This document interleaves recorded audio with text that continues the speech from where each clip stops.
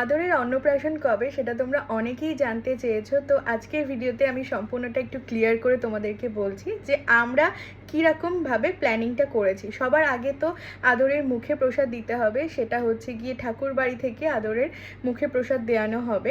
আর তারপরে হচ্ছে যে রিচুয়ালসটা হয়, মানে গায়ে হলুদ, তারপর জল সইতে যাওয়া, যেভাবে অন্নপ্রাশনের সমস্ত রিচুয়ালস, মানে মামা ভাত মুখে ভাত যেটাই বলো কিনা, তো সেইটা হচ্ছে গিয়ে আমরা সামনের মাসে একটা ডেট ফিক্সড করেছি। খুব তাড়াতাড়ি ডেটটাও তোমাদেরকে বলে দেব।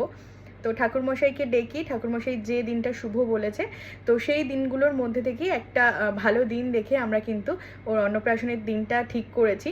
তো সেটা কিন্তু দিনের বেলাতেই হবে। যা যা রিচুয়ালস হয় সেখানে খুব বেশি আমি লোক নিমন্ত্রণ করতে পারছি না, যেহেতু আমার গ্রামের বাড়িতেই অনুষ্ঠানটা হচ্ছে।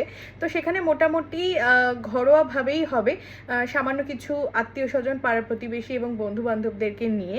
তবে মেন যেটা গ্র্যান্ড কি বলবো, পার্টি যেটা বলো, অন্নপ্রাশন বা রাইস সেরিমনির যে সেলিব্রেশনটা, সেটা আমরা রাতের দিকেই করার প্ল্যান করছি এবং সেটা করার ইচ্ছা রয়েছে আমাদের একটু লেট করে, কারণ আগে নিয়মটা হয়ে যাক। তো লেট বলতে কি, ওই ইচ্ছা আছে অক্টোবরের দিকে করার বা সেপ্টেম্বরের লাস্টের দিকে করার।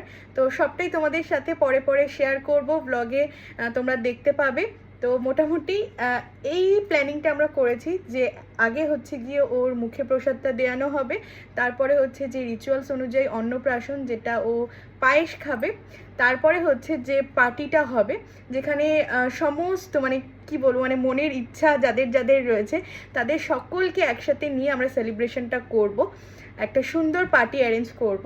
আশা করি তোমাদেরও খুব ভালো লাগবে, ভিডিওগুলো তোমরা দেখবে।